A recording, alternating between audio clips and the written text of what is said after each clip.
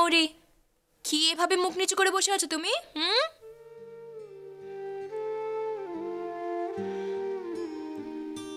মৌরি, নিখিল কি তোমার পর নাকি?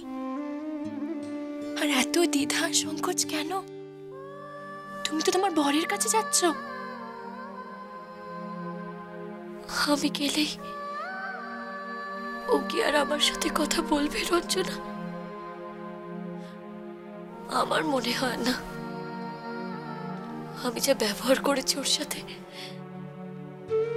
নিখিলকে ফিরিয়ে দেবার পরও কিন্তু নিখিল তোমার কাছে ফিরে এসেছে মৌরি।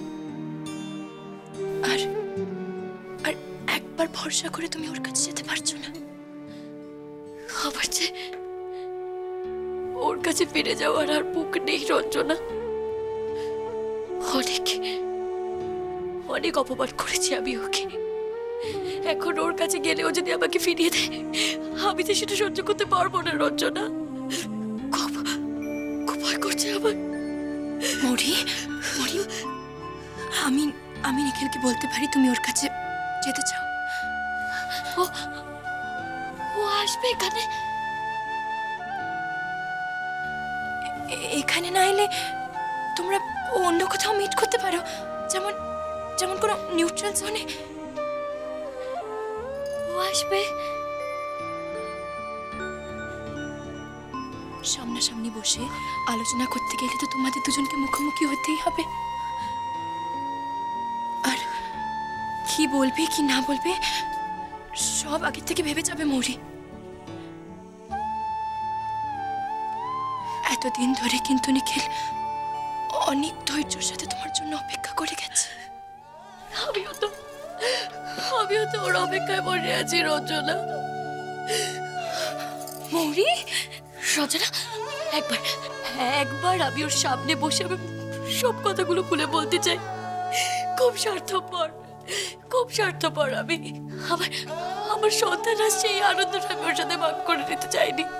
অথচ আমার সন্তান হারানোর দুঃখটা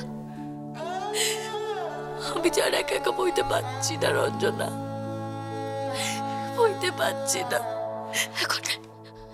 এখন যদি আমাকে ক্ষমা না করে, আমার এই প্রতীক্ষা আমার অনেক প্রতীক্ষাই থেকে যাবে।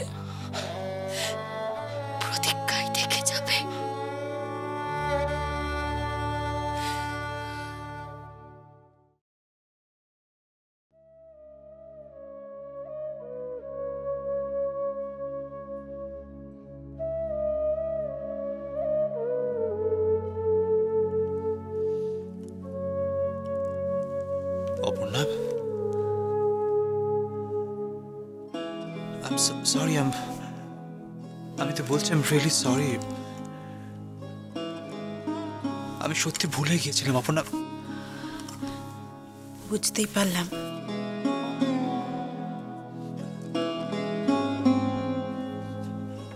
অপর্ণা প্লিজ এরকম করো না। আমি জানি না কি করে ক্ষমা চাইবো তোমার কাছে। আমি জানি এটা ক্ষমার অযোগ্য অপরাধ। আমিও তো ভুলে গিয়েছিলাম সমরেশ যে আজ সর্বাণীর জন্মদিন।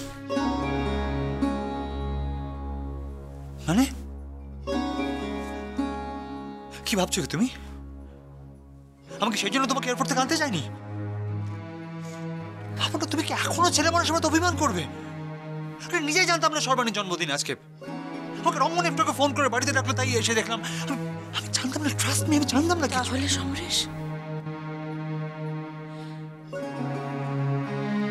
বিনা কারণে যদি আমাকে ভুলে গিয়ে থাকো, সেটা তো আরো সাংঘাতিক। না, কি বলছো তুমি বিনা কারণে? তুমি জানো বাড়িতে এই কদিন কি সব হয়েছে? সবকিছু ওলটপালট হয়ে গেছে এদিকে। মানে? মৌরি ফিরে এসেছে। না, এ বাড়িতে নয়, ও নিজের ফ্ল্যাটে। কিন্তু এর মধ্যে মৌরির মিসক্যারেজ হয়ে গেছে।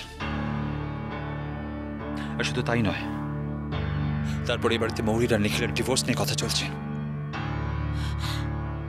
কি বলছো তুমি সমরেশ?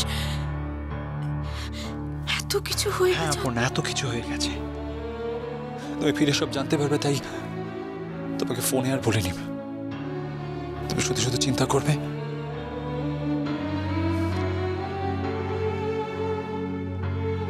অপর্ণা,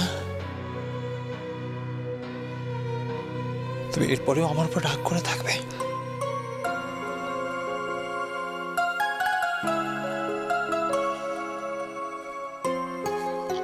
যাই ঘটে থাকুক না কেন সমরেশ, তুমি আমাকে ভুলে গেছো, এটা ফ্যাক্ট।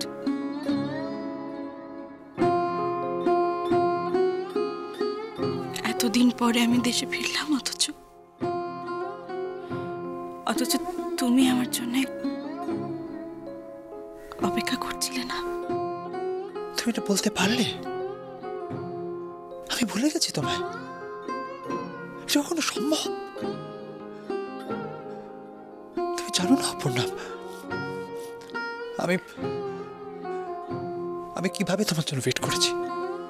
প্রত্যেকটা দিন, প্রত্যেকটা মুহূর্ত আমি তোমার জন্য ওয়েট করেছি। অপর্ণা, আমি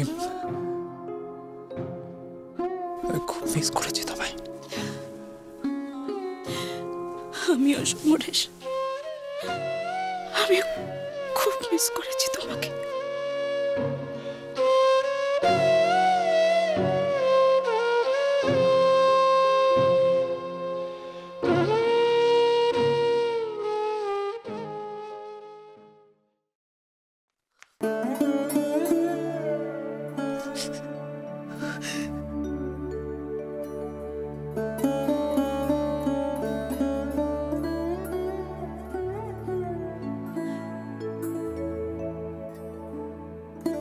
সূর্য,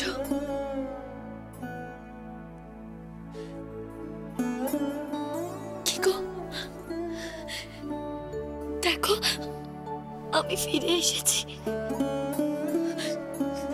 আমি ফিরে এসেছি তোমার কাছে, ফিরে এসেছি।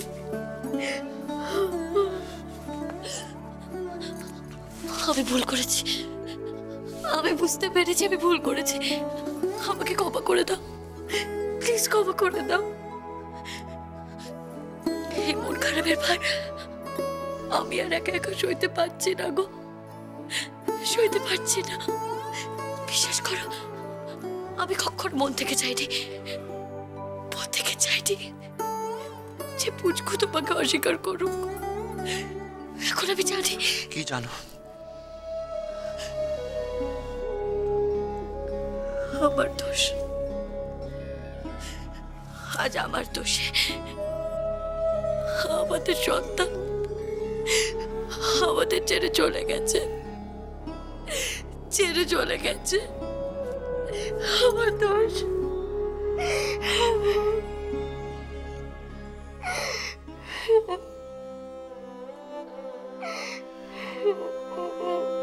আমিও তো তোমাকে কম কষ্ট দিইনি।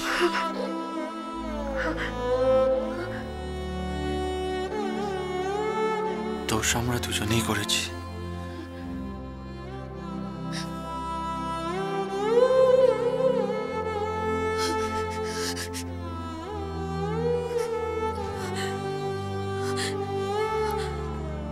আমরা পারি না